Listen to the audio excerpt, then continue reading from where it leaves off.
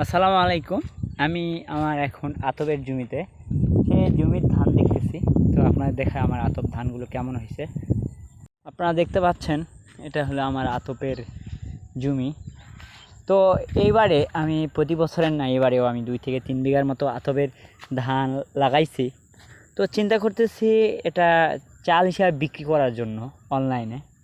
যদি আপনারা যারা আমার ভিডিও দেখেন যদি আতবের চাল নিতে চান তো আমার সাথে যোগাযোগ করতে পারেন, যেহেতু এখন এটা কাঁচা হওয়ার অবস্থা রয়েছে।